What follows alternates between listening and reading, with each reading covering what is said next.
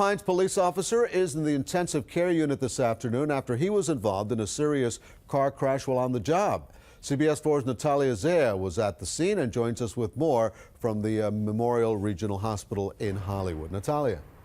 Well, Officer Pembroke is conscious right now, but he is laid up here in the ICU suffering some pretty severe injuries. And when you take a look at the vehicles involved in this, it really is miraculous that both men survived. It was a crash so violent that mangled SUVs and debris seemed to tell the story. The front of this marked Pembroke Pines police SUV smashed, pitched forward on a sidewalk. The Jeep Cherokee it appeared to have T-boned, laid up on its side. The impact so hard its passenger side appears caved in. The SUV driver, Brandon Ward, and 19-year police veteran Ben Burke were both transported to the hospital. Both were stable. The driver of the other vehicle has been released, and our officer remains in the trauma ICU unit of Memorial Regional Hospital. Pembroke Pines Police Captain Alziquez met with Officer Burke and says he is expected to survive, though he may need surgery. Fellow officers have been trickling into the ICU to visit Burke, who was the 1998 Police Officer of the Year.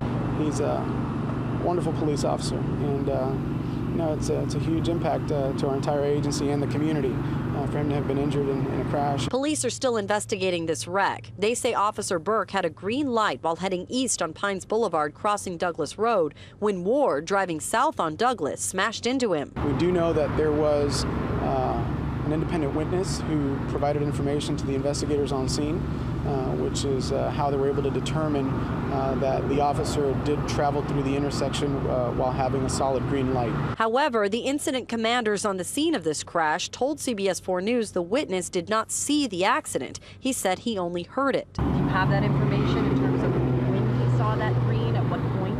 I don't have that information. It would be speculation at this time, so all I can give you is what I've already stated. Officer Burke was on duty during this crash, though police say they don't know whether he was responding to a call. They say his lights and sirens were not engaged.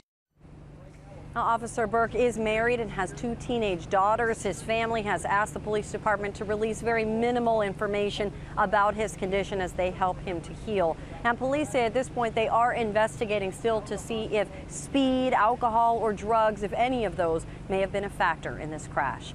Natalia Zea, CBS 4 News.